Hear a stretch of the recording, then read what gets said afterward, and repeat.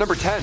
Sacred books. The Romans paved the way for many following civilizations, okay? They invented surgical tools, they invented medicine on the battlefield, and before this era, literature took the form of a tablet or a scroll. The Romans, they created the Codex. Pages stacked on top of one another, just bound pages. The reason you have homework right now to be doing instead of watching this. It's all thanks to the ancient Romans. The early Codex was bound wax, and then it moved to animal skin. This was a big step because early Christians used this new invention to produce copies of the Bible. Important pieces of history, so rightfully so, they had to be locked away from the public. Now back when King Tarquin ruled Rome, a local woman offered the Etruscan king 9 books. Now these books were ignored at first, but upon its second glance, the beat up manuscripts foretold the rise and fall of Rome. So for most of its time, these spoiler-filled manuscripts were held in the Temple of Jupiter. So if anybody wants to do National Treasure 3, I have some ideas, just saying. We could do like 9 installments. Number 9, corrupt fire department. Oh, here we go. When we think back to ancient times, it's not long before we come across an ancient blaze or some ancient wild tragedy where you're like, oh my god, how did that even happen? Something that reminds you that it wasn't always a party, okay? It was rarely a party, in fact. When we think of Julius Caesar when regarding the leadership of Rome, we often forget Marcus Crassus. He was powerful and full of bright ideas on the sidelines. Marcus ran the fire brigade. A lot of open fires, a lot of accidents happening at this time, so of course we need responders. But back then, these officials arrived on site to this blazing emergency, but before helping out, Crassus would demand the owner sells their property to him first. Yeah, watch it burn or sell it for a not so handsome price. The choice is yours. And also you have 38 seconds to decide. TikTok. Number 8, ancient drag. I'll respect a girl's night out, okay? Always. I get it. My guy friends have ruined most nights out that I've had in the city, because guys are dumbasses. That's a fact. Ancient Romans were ahead of the game with this one as well. That's why they made the festival of the good goddess women only. Yeah, statues of men weren't even allowed to partake. Statues depicting men at this festival had to be draped. Yeah, none of us were seeing anything. But then in comes Mr. Jealous, Mr. Ancient FOMO himself. Enter Publius Clodius Pulcher, okay? This man disguised himself as a flute lady, but when he didn't play the flute, and also wasn't a lady, and also nobody knew him, it was a little obvious that an intruder was present. A trial soon followed and the festival was then suspended. See, guys ruin the party, even in ancient Roman days. This dude's like, nah, I'm gonna go ruin it. Number 7, party hard. The term boot and rally was added to the Urban Dictionary back in 2002, pretty recent. But Romans, they were doing that a long time ago. They were riding that wave out a long time ago. They were ahead of the game. They knew how to get down. All those ancient parties, well, rather, they knew how to get it back up. Ancient Romans would often make themselves throw up in order to continue eating and drinking because it was a social status. Yeah, what would normally be a red flag at a house party was a sign of respect back then. But it was business. These parties were literally business meetings. These long, exhausting banquets. Attending these was a sign of social standing. So you wanted to be around the longest. You wanted to drink the most. You wanted to dance the most. And you wanted to, ideally, puke the most. Those are the coolest Romans in town, right? You ever see a Roman gagging? You know, he's getting some stuff done in the city. He's like, oh, excuse me. The solution back then was to throw it up and then continue. So you can, excuse yourself from dinner, go to the vomitorium, right across from the dining room. How convenient. Must be a nice breeze rolling through there, I'm sure. But then you would go to this room, grab a feather, and then tickle, thy throat, and then make room for even more lobster. Yeah, they have a thing that holds feathers. So you just go in and go, oh, a blue one. And then you shove it down your mouth, and then put it back in. After you dry it off first, you gotta put it back in. Number 6, bathroom hangouts. Bathroom lighting is key when you go out, okay? Those 1 a.m. selfies have to look good. That's the whole point, or else why are we going out? Why am I putting on shoes, right? The curls aren't working, I'm not going outside, that's it. In ancient Roman times, hanging out in the bathroom with your friends was common. They didn't have any neon lights or anything cool. They didn't have Arctic monkeys playing or any cool atmospheres. It was just a lot of bricks. And also, it of course smelled really bad. They didn't have the Charmin Ultra less is more lifestyle either. They had to use sticks with sponges to wipe. And yeah, they also, same with the feathers, they had to share said sticks.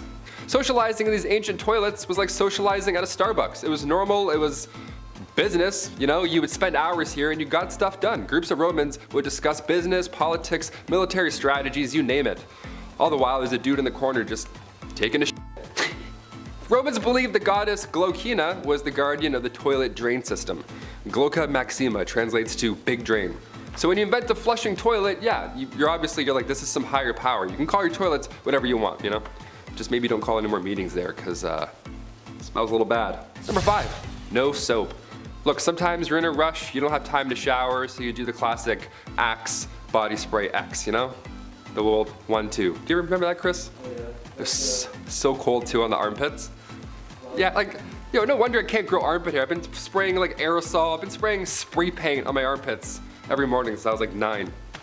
I still use it sometimes. Axe chocolate, no contest, so good. Ancient Romans, they were way ahead of the game. They didn't clean their clothes with laundry detergent like I mentioned earlier. It's not shocking to hear that they also didn't use soap to wash their bodies. No, instead, they rubbed perfume oil all over themselves to get rid of sweat and all that jazz. But later on, once said oil had dried up, they then removed it with a wooden wedge or spatula, a tool called a strigil, and they just peel it off. I kind of like that idea. Whenever I burn in the summer, I'm like, ooh, let me peel this neck slowly. It's the world's most painful loofah, essentially. Dirt and sweat would get stuck to this oil and then subsequently peeled off. So it worked, but it took a little more time than our showers nowadays. For Romans who were well off, this of course was a whole event. There were several, assistants. You could pick all these fancy fragrant oils. It was slow and sensual. It was like fun, dare I say. How is anybody ever on time? Like, oh, sorry, I was late. Those oil baths, had to stick around for 4 hours this morning and get peeled. It's crazy. Number 4, Roman art. This one reminds me of Superbad a lot, and you'll understand why. Back in the 18th century, when excavations took place in the city of Pompeii, they found lots and lots of art, all with a similar theme. Everything looked like a certain body part. An eggplant-ish theme. There were carvings in the streets, there were carvings of these things in the walls, under a street sign, you name it. They're just everywhere. Just rich history carved in all over. We're still finding these today. They're called the phalluses of Pompeii. Yeah, imagine tripping over one of these. Then you do that thing where you look back to see what you almost rolled your ankle on.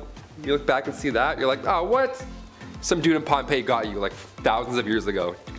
Just chiseling out a... Many tour guides like to say that they all point and lead to a brothel, when in reality, that's a lie. These were all just for good luck. These symbols were to ward off the evil eye. Most folks kept these outside the front of their homes, right next to the mailbox.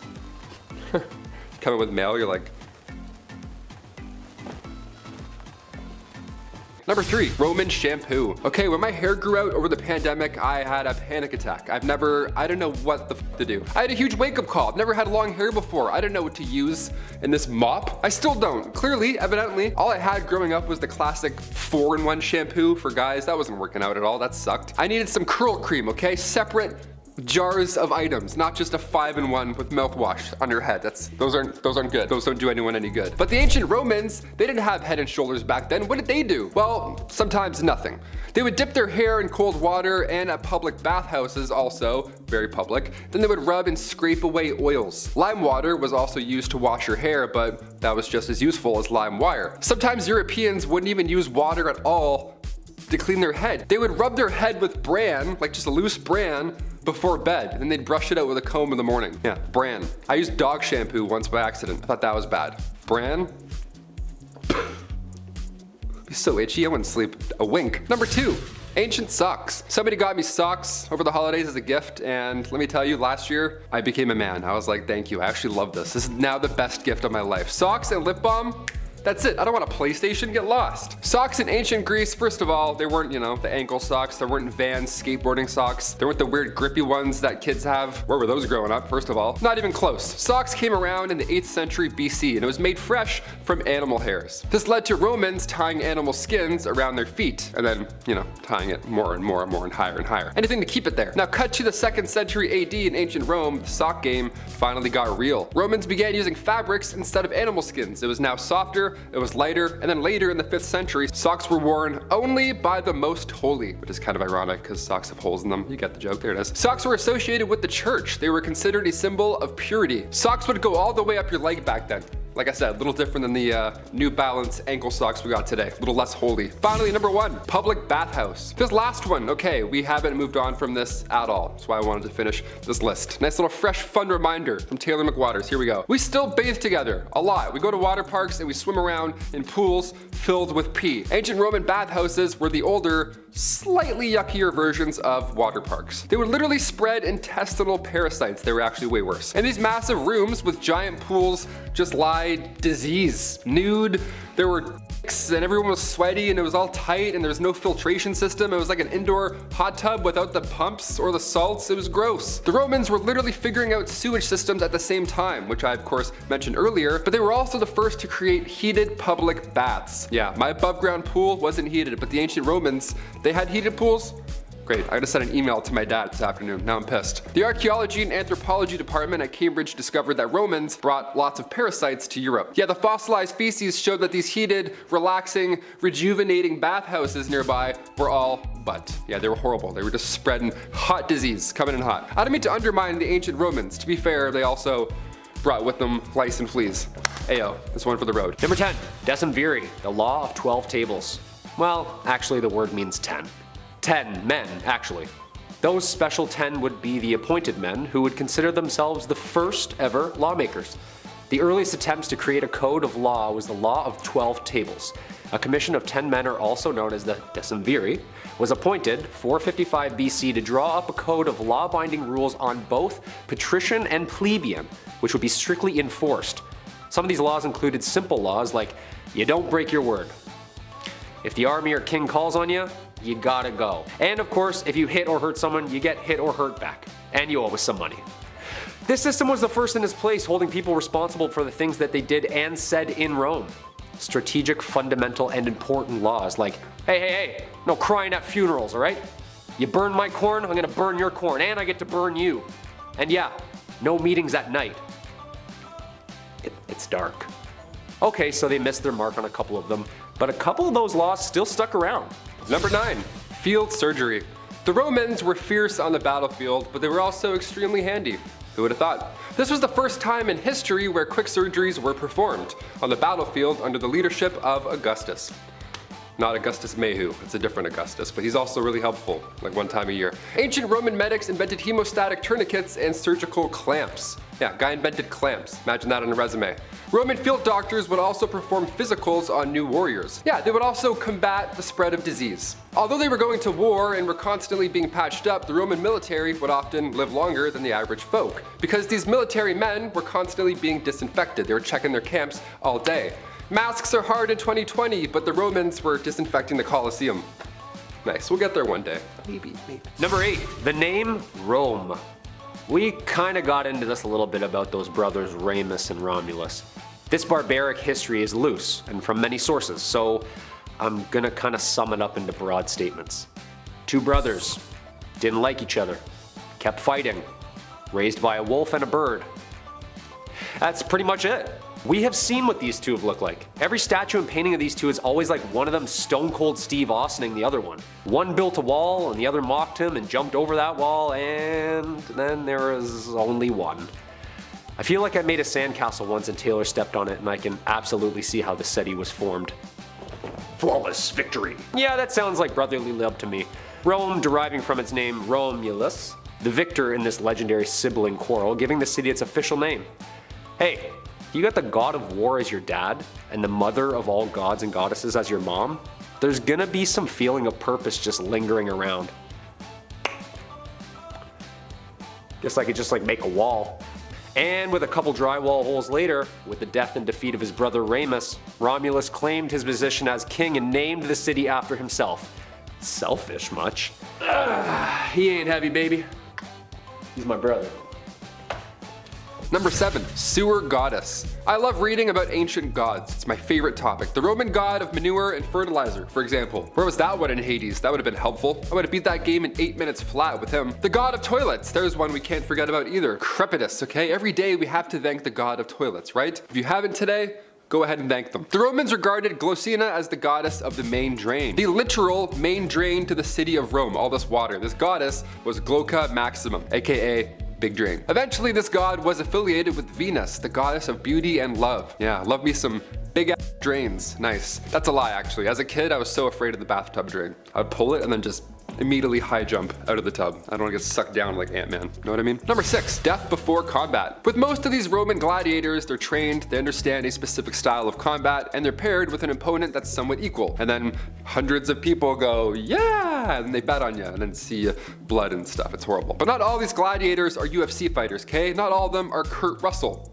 and handsome. Now, a great amount of these gladiators were criminals who were forced to fight each other in the name of entertainment, or they were slaves. Yeah, these prisoners of war were not really on board with fighting a lion with a dagger, believe it or not. They understood this was a one-way trip most likely, so many of them took their own lives before the combat even begun. This one story is quite haunting, but it makes total sense. Sadly, 29 prisoners, they were all set to fight these crazy animal battles in front of thousands, but they all strangled each other. They all took each other's lives with their bare hands because that was easier to them than walking into this nightmare publicly. That's horrible. The reason this was the easier choice to make, sadly, was because saying no to the combat or to the games would just lead to an even more painful public execution. So it's a lose-lose, sadly. They sucked. Number 5, loincloths. Going back to ancient Roman and Egyptian times, here we go, 2 for 1. The loincloth was of course used by all. Either that or you would just be naked. I found this neat step-by-step on how to make your own loincloth, and I tried it, and it's way more complicated than I could have ever imagined, okay? We don't have a lot of archaeological evidence because these linens barely made it through a decade, obviously. There's not a lot of bones in them that would hang out over these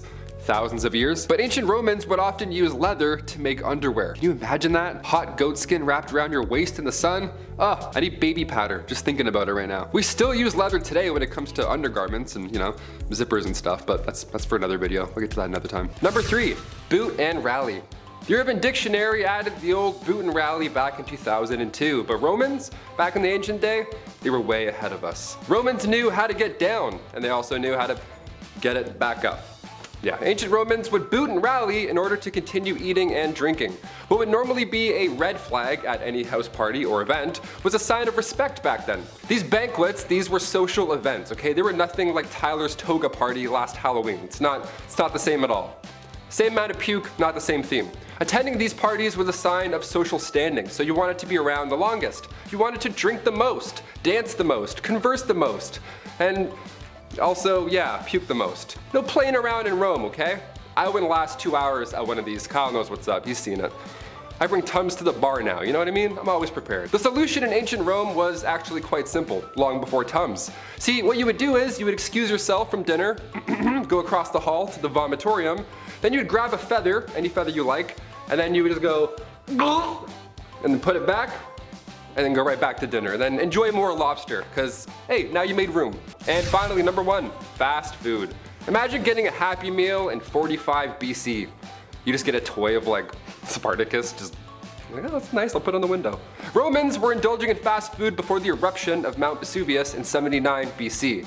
They were having a good time until they weren't. Archaeologists recently excavated a thermopolium in the ruins of what was once thriving city of Pompeii. We found the snack bar in 2019 and it's since been reopened.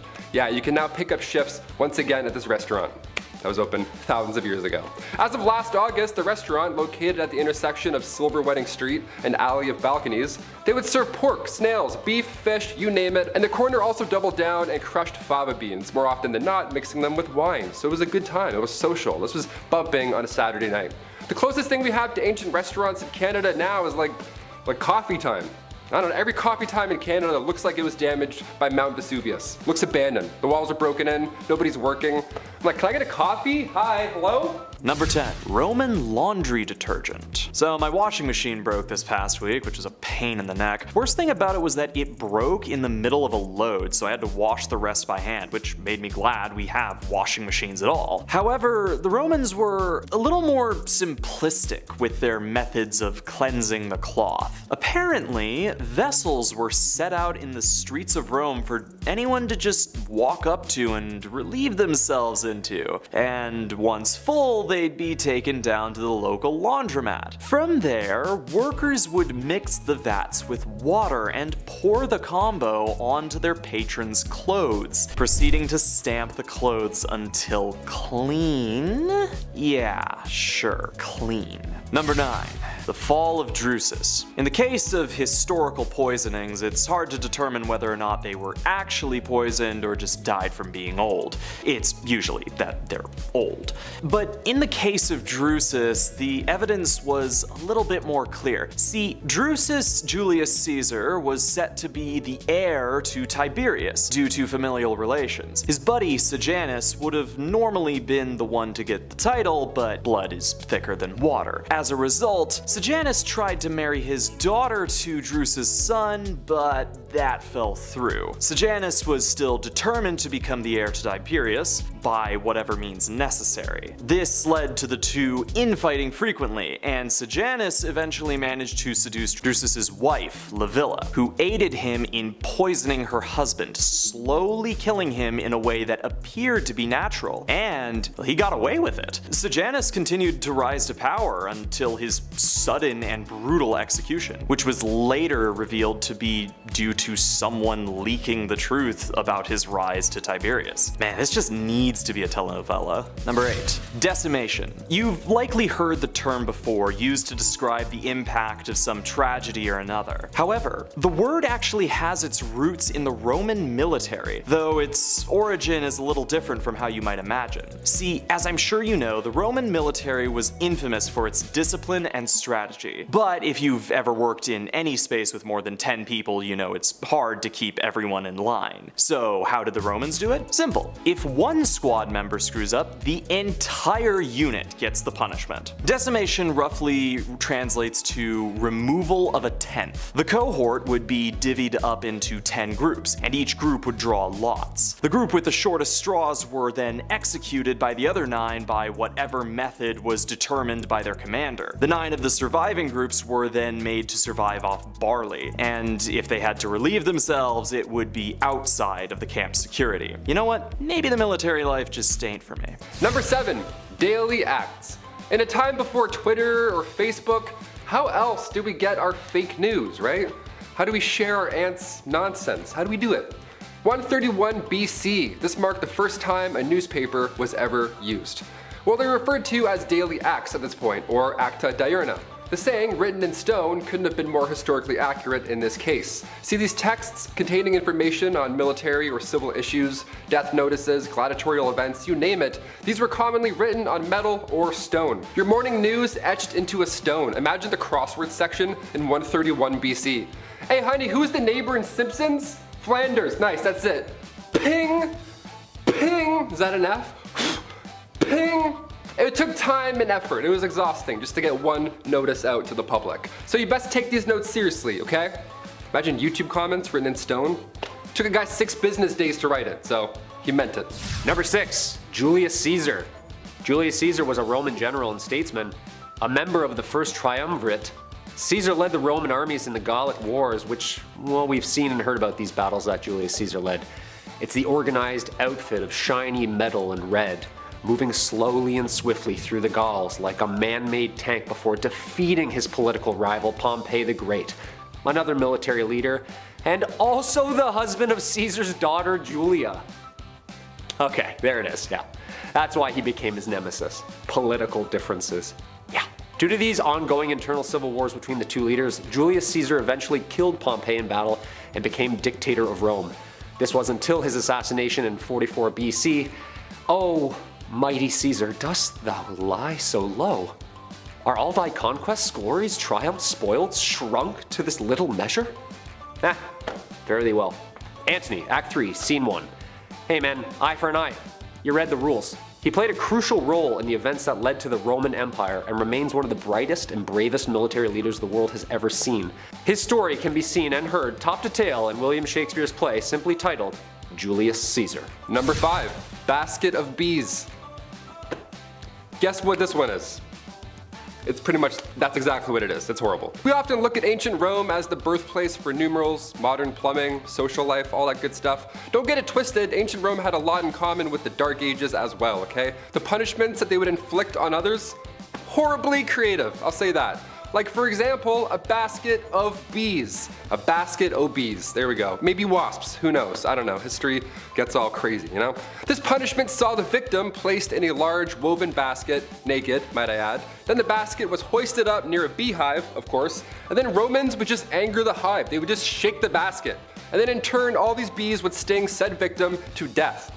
This was meant to be a long and painful death, but eventually, this is how humans realized folks were allergic to bees, because they would meet their demise a little too fast, you know? Romans would be like, what happened? What's going on? Are we going home now? That's it? Number 4, the Colosseum. They say Rome wasn't built in a day, right? Right? No, I'm asking you, I don't know, that's a saying, I think I've heard that somewhere. The word colosseum is a Latin noun formed from the word colossus, meaning gigantic. And it's huge! It once held more than 50,000 people at one time or another. That's literally the Yankee Stadium. This oval stadium was built from cement, limestone, and volcanic rock. Yeah, that thing ain't going anywhere. Historians and archaeologists are still discovering and unearthing secrets of this site. In fact, most of Rome still hasn't even been dug up yet. What? That's right. In fact, only about a tenth lays discovered, with the other 90% still somewhere around 30 feet below street level. Who knows how many wonders of the world lay unearthed. The Colosseum, also known as the seventh wonder of the world, lays megalithic, 615 feet above the ground at the center or heart of the city. It is the largest ancient amphitheater ever built, and it is still the largest standing amphitheater in the world today despite its age. Its use for the last 1,000 years were rampant with events, festivals, and would even flood its center to reenact naval wars with real ships. How did they get those things in there? I bet that's how they made the bottle in the ship thing, just kinda. And all that water? Just a guy with a giant hose? Yeah, go ahead, turn it on. Yeah, we're gonna be here a while, guys. We gotta push the play. Number 3. Roman baths. The terms made its way around. Roman baths are synonymous with the country and culture as a symbol of civilization. But you've listened to enough of this list so far, so you can probably figure out where this is going. See, while Romans were known for their hygiene, urine laundry aside, they were usually pretty nasty when it came to bath time. Soap wasn't really a thing, so the baths were basically just huge vats of oil that they just slather up all in there. Now these oils were perfumed, but they were also reused frequently and were washed off using a strigil, a sort of scraping tool, so just spoon the dirt off. Ugh. Number 2. Cato the Younger. Alright, here's a fun one. Marcus Porcius Cato, also known as Cato the Younger, was a Roman senator in the later years of Rome. A hugely influential man, his life was fraught with turmoil and strife. He was also a strong opposer of Julius Caesar's Hellenistic principles. Cato had no trouble joining the opposition on the brewing civil war. Now, during that civil war, Cato took command of a campaign in Utica, a tough campaign that he generally just planned to abandon alongside the Roman Empire. However, once they'd been defeated, Caesar moved to pardon Cato's family and allies. Convinced his end was drawing near, Cato took his life against his friends' and family's advice, stabbing himself in the abdomen. Now, some accounts claim that he actually drew out his own entrails from his body when the physicians attempted to heal him, ensuring that he wouldn't see Caesar's Rome. Maybe he knew that Caesar was planning to pardon him as well, which Cato would have considered the crueler punishment. Number 1. Caligula's horse. We'd be remiss not to talk about the antics of Emperor Caligula. Famed for his strange ways, one of the greatest legends of an already infamous emperor was his attempt to have his favored horse, Incitatus, enlisted as a consul. According to Suetonius's Lives of the 12 Caesars, this horse was dressed in lush finery, inviting dignitaries to dinners, and according to Cassius Dio, the horse was fed oats mixed with gold flakes and also possibly a priest.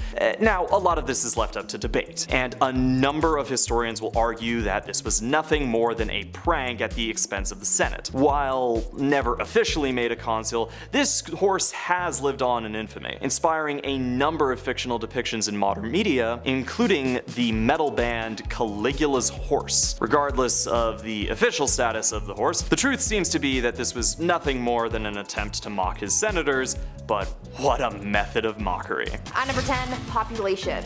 It's pretty messed up just how many slaves there were in ancient Rome. In their society, wealthy people owned dozens, if not hundreds of slaves to do their menial work. In ancient Rome, anyone could be sold into slavery. No matter your race or background, if you could work, you could be bought and sold. Historians believe that about 90% of the free people in Italy by the 1st century BCE had ancestors who were slaves. At one point, the Roman Senate debated having slaves wear uniforms to be able to distinguish them from the rest of society, but they ultimately decided against it split when they realized just how many slaves there were. One ancient Roman politician once said, quote, "It was once proposed in the Senate that slaves should be distinguished from free people by their dress, but then it was realized how great a danger this would be if our slaves began to count us." End quote. They literally couldn't afford to let the slaves know how many other slaves there were, because if they would have known they outnumbered the other members of society, this could have led to a revolt. I mean, there were slave revolts regardless, but we will get to that later. At number 9, lifestyle. Ancient Roman slaves experienced different lifestyles and living conditions based on a number of factors, often linked to their occupations. Slaves who didn't have a specific skill or trade were often used in mines and agriculture, and those were the harshest conditions that they could have been subjected to. Oftentimes, they were literally worked to death, and since they didn't have any human rights in the eyes of the Romans, they were often overlooked and simply replaced. On the other hand, household slaves received more humane treatment. They were treated better by their masters, and sometimes they were able to get some money in order to buy their freedom. If they were able to buy their freedom, the slaves would become freedmen, which was a social class between slaves and free people. Before we continue discussing the hard lives of slaves in ancient Rome, make sure you guys smash that thumbs up button if you're thoroughly entertained so far, and maybe even consider subscribing to the channel to see more videos like this one. At number 8, Spartacus. At one point, a group of Roman slaves revolted, and though they eventually lost their battle, they survived a pretty long time thanks to one famous slave named Spartacus. Spartacus was a slave who escaped a gladiatorial training camp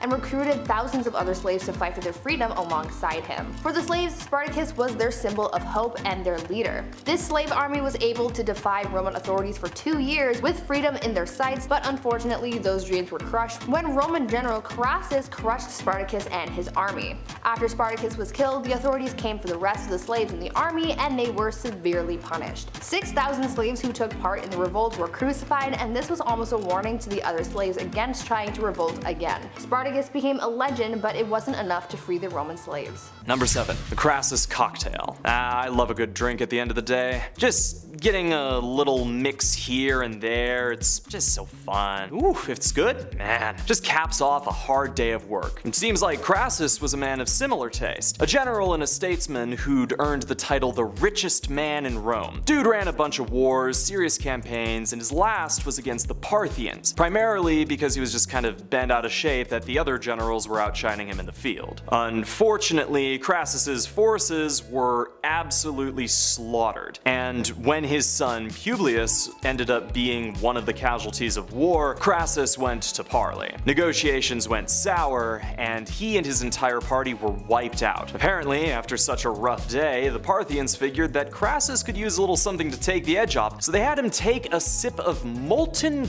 gold. Fun fact, the melting point of gold is about 1064 degrees Celsius. Yeah, that'll have a kick. Number 6, the fall of Emperor Valerian. One of the later emperors of Rome, Valerian rose to power simply and ruled simply. Went to war a few times, killed a bunch of Christians, got beat up by Goths, basic Roman stuff. So when Valerian was captured by Cameo of Shapur I, it boggles the mind why they went as far as they did in making sure that this dude wasn't just defeated, they made sure his entire genetic code wouldn't survive the humiliation he received. First on the menu was for the Shapur to use him as a footstool while mounting their horses. He was then given the Crassus special, a big old bowl of molten gold right down the gullet, which may or may not have happened while he was simultaneously being alive. His skin was then allegedly stuffed with straw and dyed, hung in the Persian temple for all to see. Seriously, the dude just didn't like Christians. Chill. Number 5, Gaius Valerius Catullus rap battle. Who doesn't love a good beef? Now, Catullus was a major poet, his works moving away from the retelling of classic tales and focusing more on the telling of day-to-day life. The personal nature of his works have lived in the minds of thousands, depicting humor, romance, and the beauty of day-to-day life. However, Catullus was no stranger to critics, 2 of his biggest being another poet, Furius, and Senator Aurelius. Now, constructive critique can be wonderful for artists. After all, it's the only way that you can improve. However, Catullus seemed to take a different view, writing a poem in dedication to his critics. Commonly referred to as Catullus 16, this poem was so filthy that it wasn't fully translated until the 20th century, and even then, several lines were heavily censored in most publications. Want to hear it? Well, it reads... Number 4. Roman birth control. Romans were...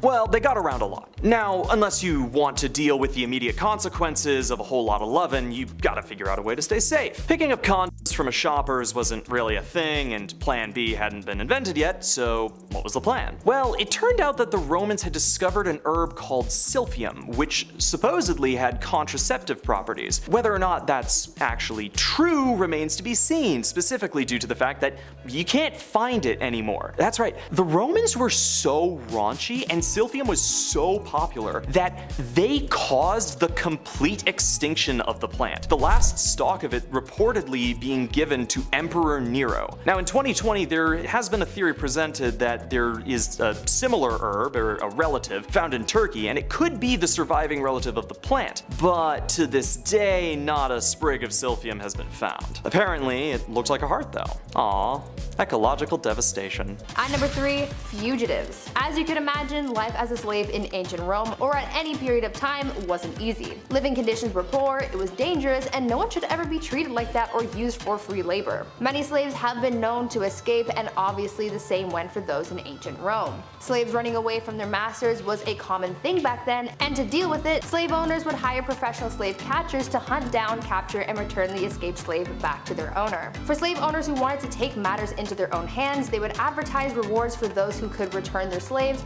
or they would just try and locate their slave themselves. Some slave owners had ways of preventing their slaves from getting away, like using collars with instructions on where to return the escaped slave, much like a dog collar, which is just dehumanizing. At number 2, revolts. In Roman times, slave revolts were pretty common. There have been a number of recorded slave revolts in Roman history. I mentioned the one that was led by Spartacus, but there's another pretty famous Roman slave revolt that was led by a man named Eunice. Eunice led a revolt that happened in Sicily from 135 to 132 BCE. It is said that Eunice believed himself to be a prophet and claimed to have several mystical visions. Eunice was able to persuade a number of other slaves to follow him when he performed a trick where sparks and flames came out of his mouth. They believed that he was magical, and so they followed him to try and fight back against the Roman forces. Unfortunately, they were defeated, but the example that they set is believed to have inspired yet another slave revolt in Sicily later in 104 to 103 BCE. And finally, at number 1, totally normal. Probably the most messed up thing about life as a Roman slave was just how normal slavery was in society. I mean, the Roman people were so invested in their slaves that they continuously tried to crush their revolts, and they tried everything in their power to keep them from escaping. Even the sheer number of slaves that were in their society just shows how important slavery was to them. Back then, slavery was just an unquestioned institution. For many, it was just a normal part of life, which is actually quite frightening when you think about it. There is no recorded history of Romans ever questioning slavery in their society, and all economic, legal, and social forces in Rome at this time worked hard to try and preserve slavery as part of their society. To the ancient Romans, slaves were seen as the direct opposite of free people, which they believed was a necessary balance that they needed in their society. They never completely got rid of slavery either. Though they did try and create new rules and laws to make life as a slave more bearable, they were still bought and sold into servitude and were seen as property and lesser people. Now, before I wrap things up for today, I want you guys to leave a comment down below telling me if you would ever want to go back in time and visit ancient Rome. Number 9. Urine Trouble. Recently we did a list on dark medical practices used in history, and in that list we mentioned briefly about how urine was used by ancient Romans to whiten their smile. Yeah, fresh breath, not guaranteed actually this time at all. It's really not, it's the opposite in fact. Well, to dive deeper into this gross, disgusting fact, ancient Romans also used urine to wash their clothes. Yep. That's so gross. I was like, I hope no one peeing on them. Here we go. After they were done washing up, they would mask the smell, or at least try to, with leaves. Yeah, they would use bay leaves. Yeah, they didn't use soap because, well, the amount of ammonia in urine did the trick, so there was no need at that point. Yeah. Lye was also used to clean clothes at this time, but it was too pricey. So plan B was to head down to the, washrooms, the old ancient laundromat. Same thing, really, they're pretty close. And then everybody would catch up while, stomping and urinating and cleaning out their clothes. It was a good time. Number 8, new hair, new me. As soon as I cut my hair, I'm not gonna lie, I felt great. There's less weight on the neck, I could be more free in my silly movements when I do these lists. Glowing up these days is easier than ever. You know, the tutorials on YouTube as well, you can learn how to do your brows while hearing true crime. It's amazing what we have nowadays. The Romans, not that easy. They had to do a little more work back then. If you were an ancient Roman and you wanted to show off the new you to your ex, maybe you're at a vomitorium party and you see your ex maybe perhaps, how would you dye your hair? How would you get their attention? How do you show Romulus that blondes do in fact do it better, right? Romans would have to use goat fat and beechwood ashes to bring out those highlights, yeah. Maybe it's goat fat, maybe it's Maybelline, maybe it's disgusting. It's definitely disgusting. Again, like those crazy Roman parties, this was a symbol of status, right? If your hair didn't reek of goat fat, who are you? You're not on the list, honey. Goat fat or bust. I don't speak broke. See ya. Emperor Claudius, his third wife, Valeria, apparently she once dyed her hair blonde and painted her entire body gold, and then had a contest to see who could hook up with the most Romans in one night. Yeah, Bachelor in Paradise, Pompeii edition. Tune in, tonight at 8. At number 7, ownership. In ancient Rome, slavery and slave ownership was such a common practice that pretty much everyone owned slaves regardless of social status. Even some of the poorest Roman citizens would own 1 or 2 slaves. Obviously, the more money you had back then, the more slaves you could afford. In Roman Egypt, the average artisan owned about 2 or 3 slaves each. Emperor Nero was known to have owned over 400 slaves who lived and worked in his home in the city, but his numbers are eclipsed by a wealthy Roman named Gaius Caecilius Isidorus, who according to historical records owned 4,166 slaves at the time of his death. That just gives you an idea of just how many people were sold into slavery in the first place. At number 6, freedom. Earlier I mentioned that Roman slaves had the chance to buy their freedom. It was a lengthy process, but this gave a lot of slaves hope for a better life. Things weren't always better after buying their freedom though, and many of them sold themselves back into slavery because things were tough. The process of buying your freedom as a slave was called manumission. This could be achieved in a number of ways. Slave master could grant their slave freedom as a reward for their service and loyalty. The slave could pay their master a sum of money to be freed, or sometimes a slave master could just find it convenient to let their slave go. Most slave masters who chose that last option to free their slave for their own benefit were merchants who needed someone to be able to sign contracts on their behalf, and since slaves weren't allowed to represent their masters from a legal standpoint, they would be freed, but would still work for their master. You also had to be over the age of 30 to buy your freedom, so if you were lucky to live that long, then there was hope of being freed, but with the average life expectancy in ancient Rome being about 28 years or so, and with the living conditions of many slaves, they would be lucky to get that opportunity. At number 5, demand. In ancient Rome, there was an incredibly high demand for slaves, but since there were so many slaves in Rome, there was always work for them. Oftentimes, people sold themselves or their children into slavery in order to pay off their debts, so when it came to being bought, that came pretty easy. Other than public office, slaves were used for almost every activity in ancient Rome. The most common slave trade was mining because workers were always in demand, mostly due to the high level of danger that came with the job, and the fact that many slaves were injured or died while working in the mines, and slave masters needed to keep replacing those who could no longer work. Domestic labor and farming were also high demand jobs for slaves back then. Back then, the logic behind using slave labor for these types of jobs was that, quote, free labor should be used in unhealthy places. End quote. Basically, they believed that it was better to have a slave pass away on the job than a free person because it would impact their business less.